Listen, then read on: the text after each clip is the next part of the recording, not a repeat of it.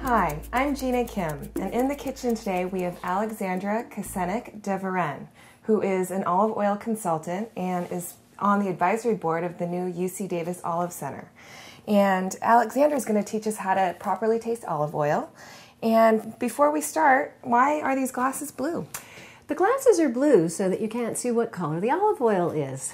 A lot of the things that we do when we taste olive oil is so that you don't have any preconceived ideas. And if it was a bright green oil, you would expect it to taste bitter and pungent, and it might not. Okay. So the first thing we're going to do is warm it up.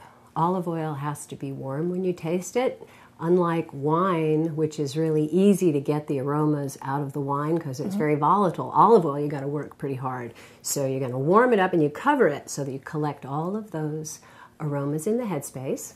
Then we're going to take a sniff, and then you take a sip, and then this is the weird part. You're going to slurp air through the oil while it's in your mouth. Again, trying to get as many of the aromas out as possible. And close your mouth and breathe out through your nose.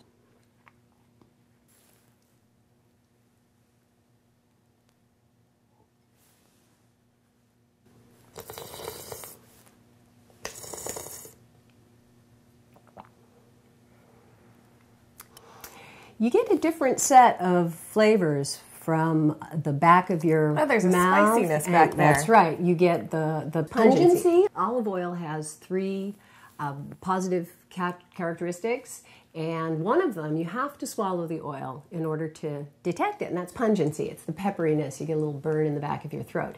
This oil has a slight pungency on the finish. It's a pretty mild oil. So this oil is a blend of Arbequina, Koronaki, and Arbosana, and it comes from the largest producer in California, which is California Olive Ranch.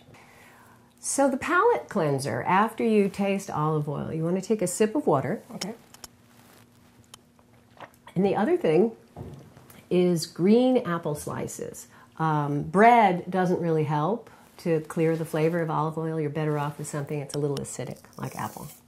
Our second oil is an oil that you picked up at the supermarket? I bought it yesterday off a store shelf. It was a general, pretty common brand, I think. So. Okay. And this oil is called extra virgin, correct? It is. And I'm not sure I know what an extra virgin... What makes an extra virgin olive oil extra virgin? Well, extra virgin actually is a legal term. The International Olive Council has a legal definition. It is an olive oil that has been produced mechanically and with no high heat, and it, most importantly, can have no defects. So it's the best one to get? Yes. Extra virgin, real extra virgin is the premium, the top grade of olive oil. But a lot of the stuff that you see on a shelf may not really be extra virgin, so that gets into some labeling issues and some legal issues. You went straight for your water. I have to say this is fairly typical of a supermarket olive oil. It would not be able to be sold in Europe as extra virgin. This olive oil has a very common defect in it, a very common defect of olive oil called fustiness that comes from fruit that's been allowed to sit around too long before it was pressed. Making olive oil is really a simple process. You take an olive off the tree, and the idea is to get the oil out without messing it up. So you pick the olives, you rush them to the mill, wash them, crush them, and then the paste, the olive paste, is stirred in a process called malaxation, which helps to start the separation process. And then you separate the solids, the pulp and the water in the fruit from the oil, and then you're done. It's really a very simple process, and if you do it all right, you will have an extra virgin olive oil when you're finished. So we're going to try our third olive oil here. We've got McAvoy from Petaluma, California, which is your hometown. It is. So let's try this one out. Okay. Okay.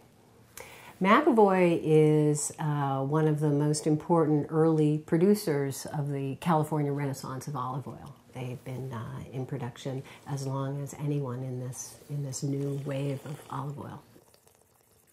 This one gives you a lot more of that peppery finish, right? You feel that. Right in the back of the throat. Right in the back of the throat.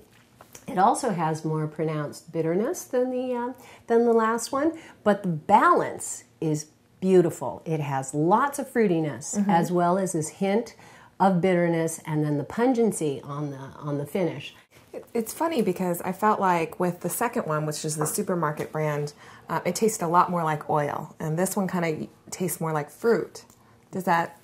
That's because what you're tasting in an olive oil like this is fresh olives. They are milled within hours of being harvested. The olives in this oil could have sat around for days. You can taste that. And you can taste that. Thank you so much, Alexandra, for being here with us today, and happy olive oil tasting.